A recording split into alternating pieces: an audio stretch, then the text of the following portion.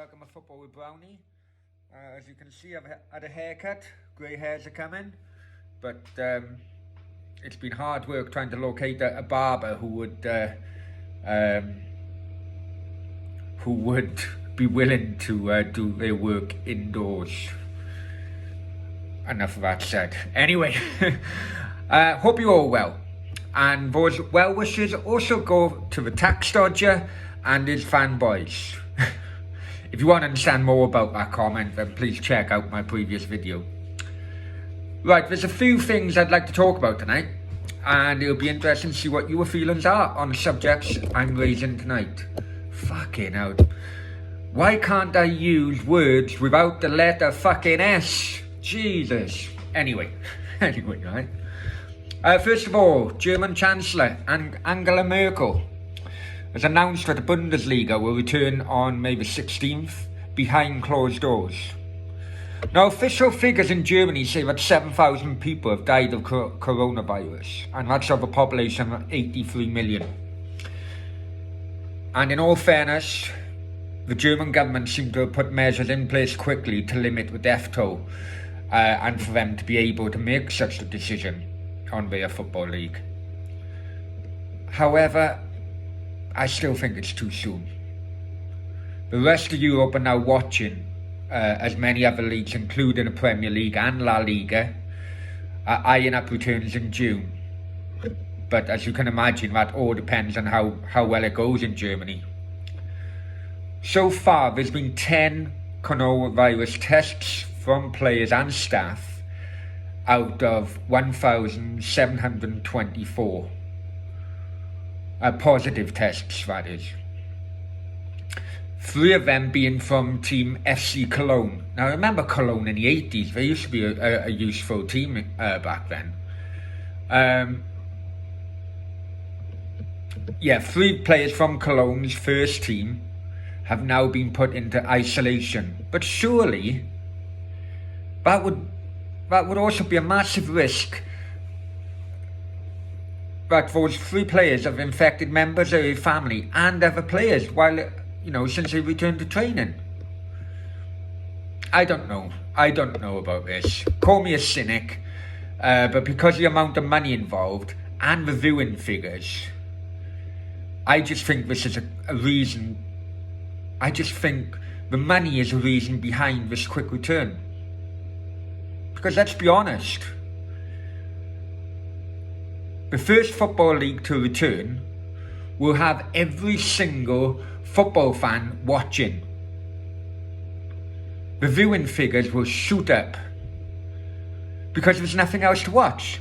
There's no other football to watch.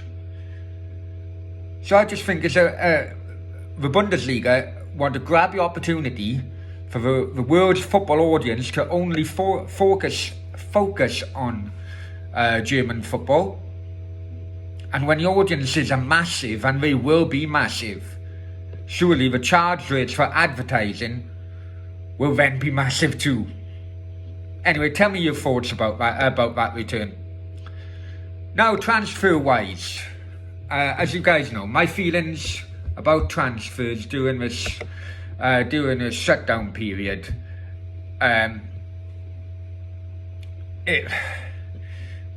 most of them I think are bollocks, if I'm honest with you. Being a small football writer myself, there's been no work for me unless it's been made up football transfer stories to attract the clickbait. But this one, which the Mail Online reported today, has interested me. It's a possible swap deal between Inter Milan's Mario Icardi and Arsenal's Pierre-Emerick Aubameyang.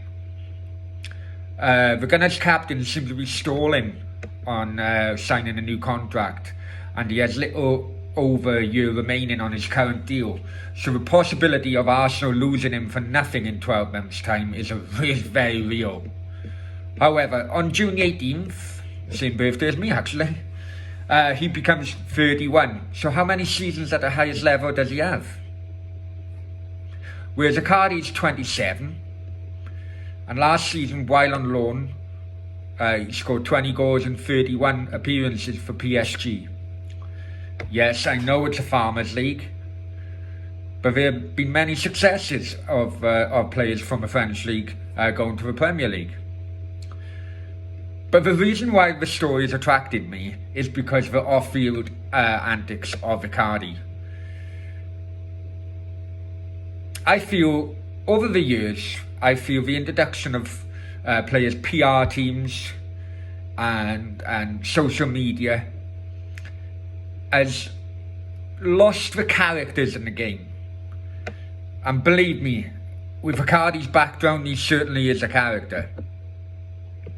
And it would have the Premier League press loving it.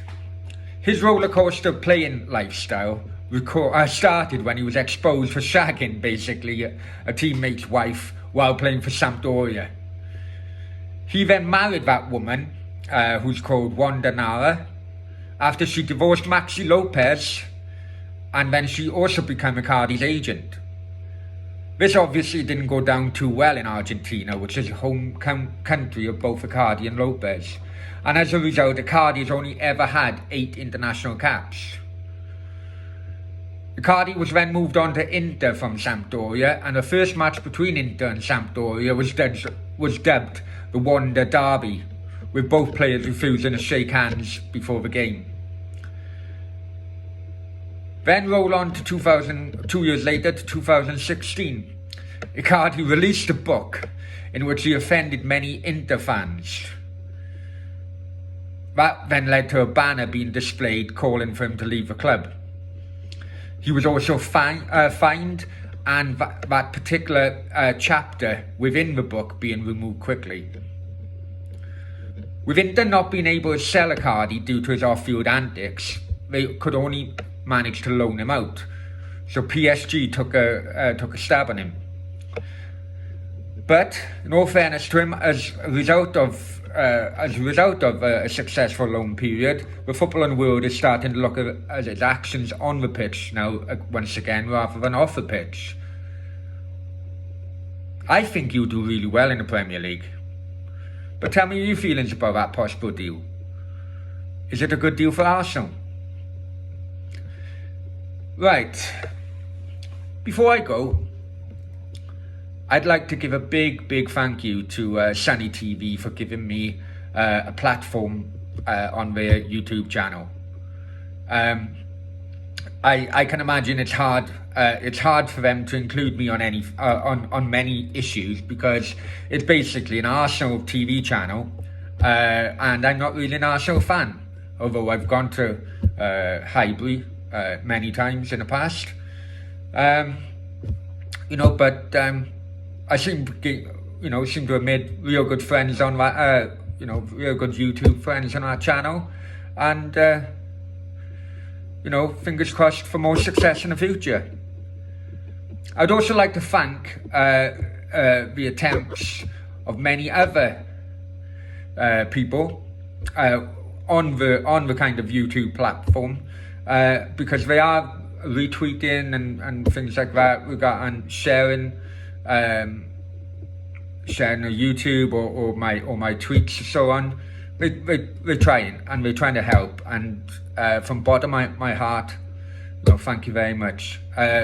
Those people include Blue Van Man, Terry from the Football Terrace, Flying Pig United, and many other football fans who don't have their own personal YouTube channel, but are part of the YouTube football community. The likes of Kenny Ken and so on. Remember, please like, subscribe and share this channel. Once again, thank you for watching. Stay safe and stay happy.